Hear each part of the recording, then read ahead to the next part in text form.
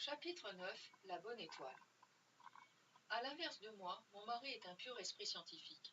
Non pas les sciences naturelles, celles du vivant, qui relèvent encore trop du sens intuitif et de l'observation. Les rouages mystérieux de la nature, encore rebelles à la plupart des théories, nous renvoient face à notre ignorance. Il a un esprit mathématique, doté d'une mémoire extraordinaire, amoureux des échecs, un brin entier, détestant que l'on ne fasse pas ce qu'il a envie de faire au même moment, et curieux. Au fond, je crois qu'il devait être une sorte d'enfant précoce, un peu ignoré. En tout cas, lorsque je l'ai rencontré, je fus d'abord séduite par son intelligence, et surtout celle qu'il a de se rendre accessible. Lorsqu'il était très jeune, toqué de sciences exactes, il baignait trop dans celles-ci pour douter de pouvoir réduire le monde et les gens à quelques théories. Son amour de l'exactitude le rendait parfois aussi entier qu'un Robespierre, intransigeant à l'égard des autres, dont il se méfiait plus spontanément qu'il ne leur accordait sa confiance, méfiant surtout de ce qu'il n'arrivait pas à appréhender chez eux, ignorant de ce que les autres pouvaient lui apporter et en quoi ils pouvaient l'aider.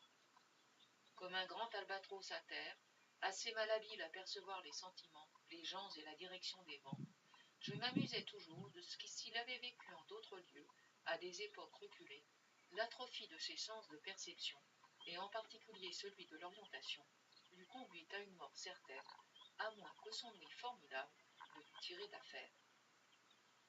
Et pourtant, il me rétorque toujours que peu importe s'il n'a pas de sens pour le guider, puisque c'est sa bonne étoile qui le fait, et pour preuve, il m'avait rencontré.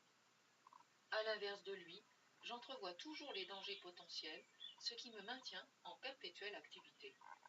La confiance aveugle de mon mari en sa bonne étoile le rend un peu trop négligent des réalités à mon goût. Toutefois, je constate que pour les choses ou les gens qui le touchent de près, un trait de lucidité ou une intuition fulgurante surgit du néant. Était-ce le fruit du hasard? Cela vient tellement à propos que je me suis parfois demandé s'il ne se joue pas de moi le reste du temps, pour mieux endormir ma méfiance et être à même de me contrôler, ou si son absence feinte de sensibilité n'est pas qu'un moyen d'être économe de ses relations aux autres. Son caractère calme et introverti renforce parfois ce sentiment de malaise dont je me suis ouverte maintes fois. Peut-être ne l'ai-je pas encore entièrement compris dans l'ambiguïté de sa double culture franco-anglaise. Toujours est-il que ce matin-là, je suis fin prête, et bien que peu matinale, il décide de m'accompagner. Sa bonne étoile l'a averti. Je décide de ne rien changer à mes habitudes sur le petit chemin de pierre. Scène 8e. Il voit mon mari, comprend la situation et en perd un instant sa contenance.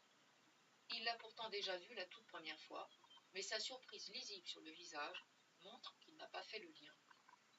Comme un Japonais pris à l'improviste, il est désemparé et ne sait que faire. Terreur de bête traquée et prise au piège, qui ne sait pas de quel côté fuir, à droite, à gauche, entre nous. Ne pas éveiller les soupçons du mari, ne pas en être vu, ne pas changer d'attitude sans paraître discourtois ni perdre la face, maîtriser son trouble, la déception peut-être, continuer à sourire, pas d'échappatoire sur les bords. Je m'amuse de sa confusion et me montre impitoyable. Sans effort de ma part pour le laisser passer, la collision sur ce chemin étroit est inévitable. D'un regard furtif et toujours inquiet, il vérifie que mon mari, plongé dans ses pensées, ne le verrait pas. Il met toutes les chances de son côté en se calant du mien et se décide enfin à répondre, comme à l'accoutumée, à mon sourire, un pied dans le fossé. J'ai été trop loin.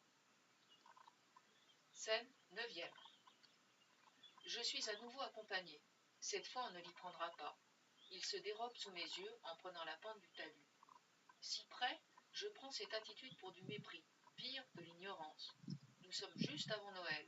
Il a pris la résolution de renoncer et me prive du bonheur de donner un peu d'amitié à quelqu'un qui ne s'y attend pas. Dans les scènes suivantes, je quitte le chemin de pierre et me mêle à contre-courant à la foule des écoliers de l'autre côté du trottoir pour remonter les traces du disparu. Je me sens forte, et c'est là l'important, ou je m'efforce de le croire.